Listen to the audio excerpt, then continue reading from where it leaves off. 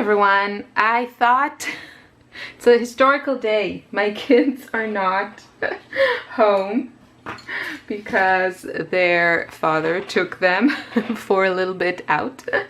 So I can film, and you know, in theory I should not be interrupted, which is really amazing. I thought it would be fun to talk about my spring palette. I really feel that I can give you a good review of it and, you know, tell you if this whole experiment worked, and do I intend to change it up. So let's start with, you should really watch the video of assembling this palette.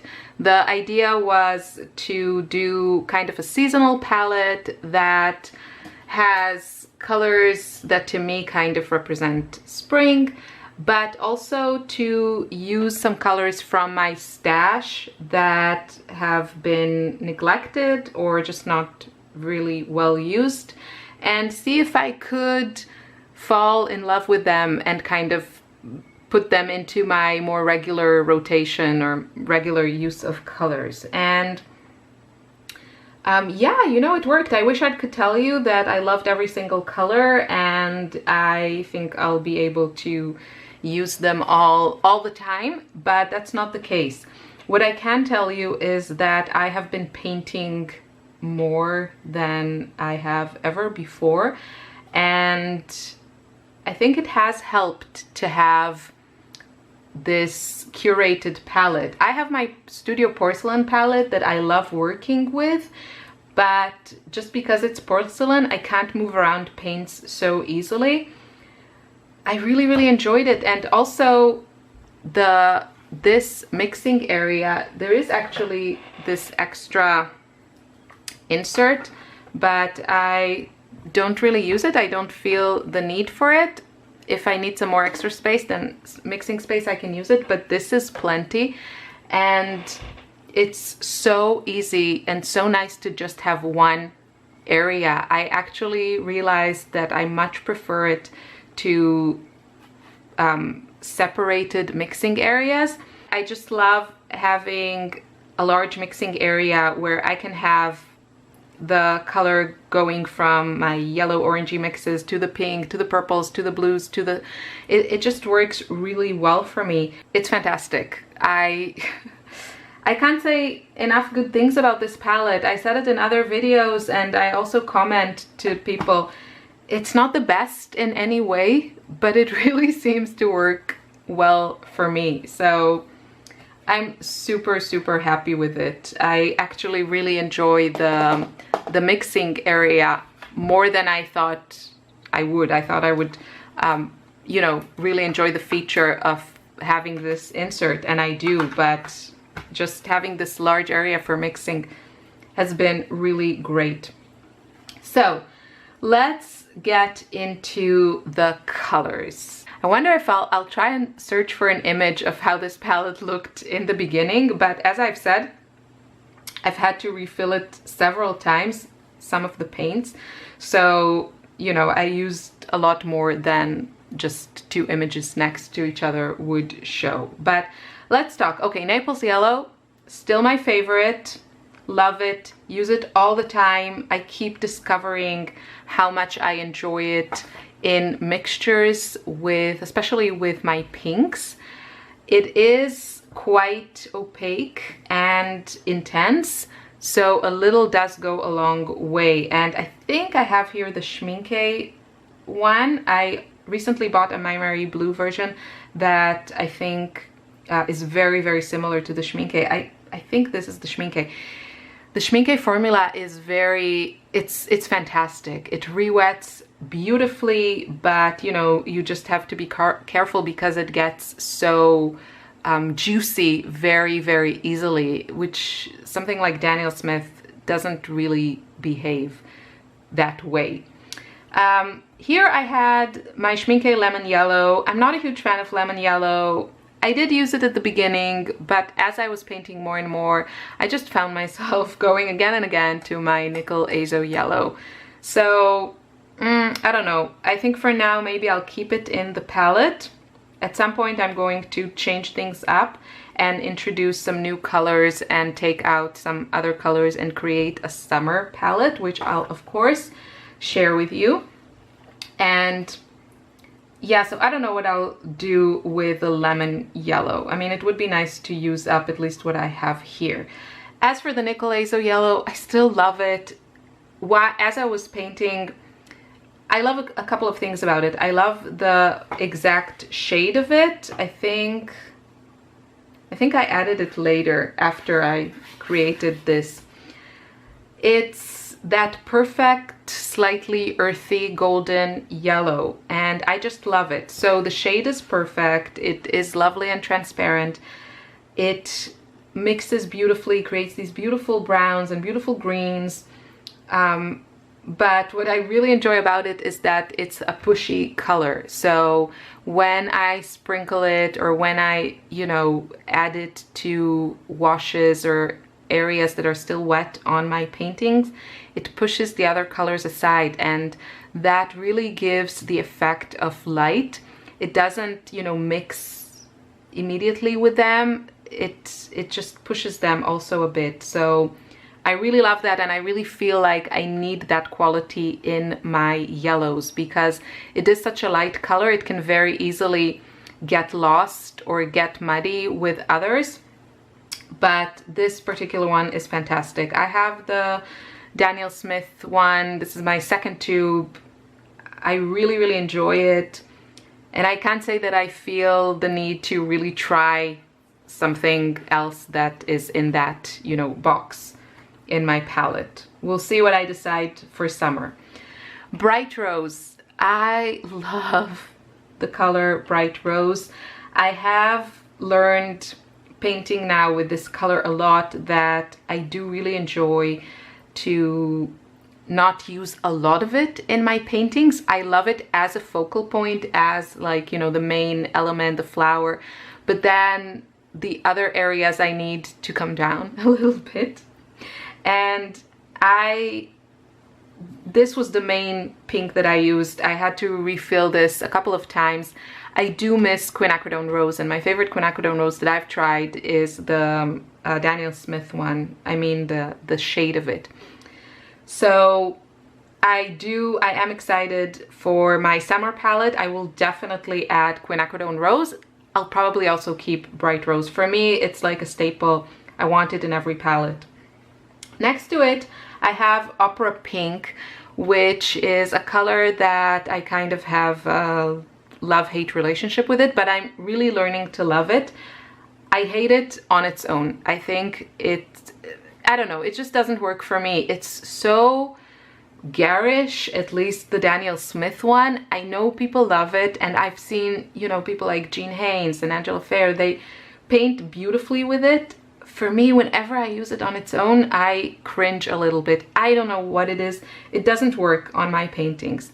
However, in mixtures, it's magic. It's magic. And I don't really love having colors just for mixing, but Opera Pink is one that is totally worth it because of its like fluorescence quality. It brings that luminosity and that pop to the mixtures, and for that reason I love it. I'll probably keep it in the palette. Next to it was one of the really happy discoveries, although I have to say, as I painted more and more with the palette, I did kind of go to my default precious, my Cobalt Violet, which is here. But this is the M-Gram Ultramarine Pink. I think it's this one here. It is beautiful. It's very similar to Cobalt Violet in, you know, in the shade. Well, depends which Cobalt Violet you're using. Some are more blue. This, as you can see, is like a pinkish violet. It's a beautiful, beautiful color. It is, you know, it's not muted, but it's a little bit muted. It's not like crazy bright, like Bright Rose or even my Cobalt Violet. It is a little bit muted. I think it's beautiful for flowers, and again, it just makes the most beautiful mixtures with my yellows. Lovely color. I'm really happy I put it in the palette. I rediscovered it, really enjoy it. And yes, it's kind of sticky, but that's why, you know, this palette has very, very deep wells, so it doesn't bother me. It's not like a pan in a very tiny palette that when you close it, it'll stick to the top or something like that. So I don't mind it at all in this palette. Even if I decided to travel with it, it's fine. Next, I have Potter's Pink. I don't know. It's not my color. I need to work more in it. I thought maybe for summer I would really go in the direction of a palette that has kind of murky, earthy, you know, sun-washed, dusty colors. Even though I don't paint realistically or anything like that, but I love to create a mood with colors. So I don't know, I guess I can try to use Potter's Pink again. If you have that magical combo that really works for you, let me know. I'm not in love. This was a very recent addition. It's the Coarse Neutral Tint. I'm not a fan. No. I need to try it, I guess, a bit more. Maybe mix it with something, but it's not my favorite shade. Here I have Perylene Green, and it's a beautiful color. I do like to use it as a dark color. It's great in mixtures, it's great in florals and all that. But as I was painting more and more, I kept going to, for darks, I kept going to Dusk, Pink, and Indigo, which are here. So yeah, that's just the reality of it. You know, I like it. I didn't use it as much. Turquoise. Again, this is a beautiful turquoise. It's a single pigment one from Schmincke. It's called Helio Turquoise, and it's lovely. I didn't use it a lot. Now, the blues, I have here 3 blues. I have Verditer Blue from Holbein. I have Cobalt Blue. I think this one is the Lukas one. And I have Ultramarine Blue that I'm using Rembrandt. I have used all 3. I enjoyed all 3. And I really, really love them. I think I will happily keep them in my summer palette and maybe add maybe some really like bright blue or something, a more turquoise blue. Or, oh, I know what I'll add. Maybe the chromium blue from the Daniel Smith Ultimate Mixing set, because that one is a little bit muted and has granulation, and maybe it'll work for my whole dusty summer palette. The other blue that I have here is Phthalo Blue. I put it in, I thought, okay, let's see, maybe I can enjoy this color. It's such a staple for so many artists. Not for me, not now at least. I will take it out gladly. Here, a color I enjoyed. This is Imperial Purple by Daniel Smith. It's lovely. I didn't use it as much. Again, I just kept going to Dusk Pink.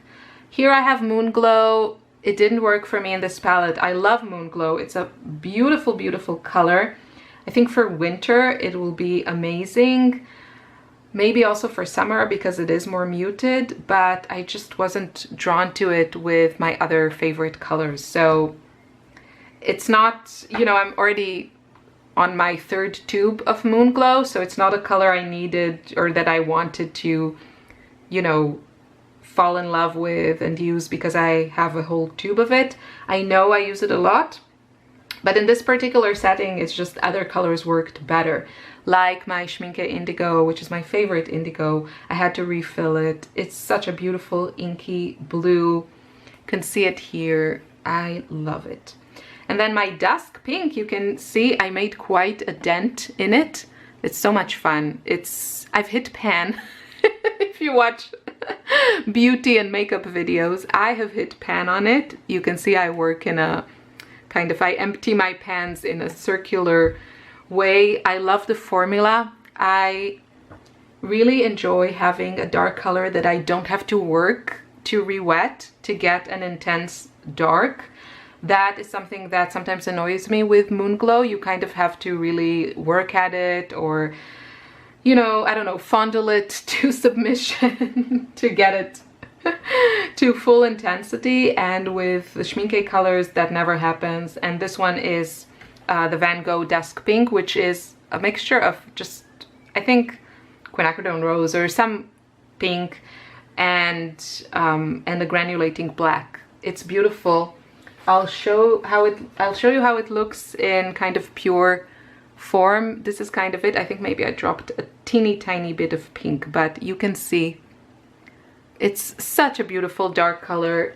I love it. I have used it so much, you can see. So let's move on to this area. This was my one kind of more classic earth tone. This is the Goetite from the Ultimate Mixing Set by Daniel Smith. I really enjoyed it. You can see that I did use, you know, a nice amount of it, considering I've been using this palette for, I don't know, since the lockdown, I think. I have enjoyed it. I think I might swap it for Lunar Earth in my next round, just because that color, I rarely use this on its own. I use it in mixtures, and Lunar Earth has a stronger granulation, which I like. This is Perylene Violet from, I don't know, I think it's White Nights. It's a beautiful color. I didn't use it a lot because I always ended up using this and this. This is Wisteria from Daniel Smith. It's a lovely color, but at the end of the day, I prefer Cobalt Violet to it. Cobalt Violet is more expensive. It's a more expensive color, but it has that transparency that Wisteria sometimes lacks. Wisteria is more opaque. So I just ended up using more of the Cobalt. Here I had, I think this is the M. Graham Cobalt, quite sticky. Cobalt Violet, which is more blue than the Winsor & Newton one. I did use it sometimes, but just not as much as this one. This is Lavender from Rembrandt, and it's beautiful. I used it a ton. I love it. The Rembrandt formula is very, very juicy. And I think with this color, it can get, you know, you have to be careful. It's kind of the same with the Naples yellow. You have to be careful because it gets so juicy, and because it is opaque, it can really take over. So personally, I use it with kind of more water just to water it down. But it's a beautiful, beautiful lavender. It's cheaper for me in Europe than Daniel Smith, and I will be buying this or even the Van Gogh, which is even cheaper version, and not the Daniel Smith one, because it works just as well for me. Now my two last cobalts here. I have Cobalt Turquoise and Cobalt Teal. I love them both. I used a lot of my Cobalt Teal. You can also see what a nice dent. I'm almost hitting pan. Almost. And this is a large pan. This is the Lukas one. It's lovely. It's beautiful. It works so well. Really, really enjoyed it. Used it a lot. It's one of those colors that I like it almost like as an accent color. I love it as a color, but if I have too much of it on the paper, it doesn't work for me. And Cobalt Turquoise is beautiful. I just didn't use it as much. Now this was a more recent addition, actually these two. This is the Sennelier Emerald color, which I love. I mentioned it a million times before. It's a beautiful mint. I didn't use it as much, and the reason was that I really found that I could make with Naples Yellow and Cobalt Teal very lovely minty colors. So because I tend to have both of these in my paintings, I didn't feel the need to bring in another mint color. I love it, and if you're on the hunt for a beautiful mint, this one is lovely and transparent, and I love it. I can really recommend it to you, but in this color scheme I just didn't need it. I didn't see the need to introduce a new color. Okay, this one was also a recent addition. I love it. I'm obsessed with it. It's going to stay on for the next round. This is the Shinhan Bright Red, I think it's called. It's from their, trying to find the tube for you. I showed it in another video. These are incredibly affordable, and if you find shades that you love, I think you will enjoy these. So my really special color, I feel, is the bright red. There's just nothing out there like it. Now this is fluorescent color. The light fastness is not great. You've been warned, you do you. I don't care about light fast ratings. So I use it, I love it, I think it's amazing. It makes, again, these beautiful oranges if you mix it with these guys over here. It's lovely, it's staying. And then I have here a little bit, I think this is serpentine green, I want to say. It's a lovely green.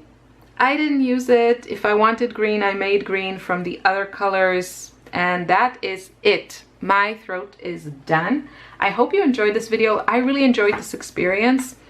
I highly recommend that you try something. All I can say, at the end of the day, I painted a lot with it. I really enjoyed it, and I didn't feel like I was missing anything. I have a huge collection of watercolors. I really didn't need to add anything to it, and if I felt like I did, I have all this space here and it's not a problem. I can easily do that. So it did change a little bit in the last weeks, but for the most part it kind of stayed the same. And yeah, I loved it. I loved it. I painted with it so much more than with my pretty porcelain palette, and that says a lot. The experience is less luxurious, and you know, this is not porcelain, it's just plastic. It's not even the nicest looking plastic, but it works. How can I argue with success? It works for me. So I hope you enjoyed this. I hope you'll try to do something similar. Let me know in the comments, and of course, when I change it up to my summer palette, I will show you all the colors that I chose. I have some ideas of ones I want to include. Really excited about that, to see what that brings to my, you know, art. And I will leave you with some images of paintings that I made using this palette, so you know I'm not just talk. And I'll see you in another video soon. Bye!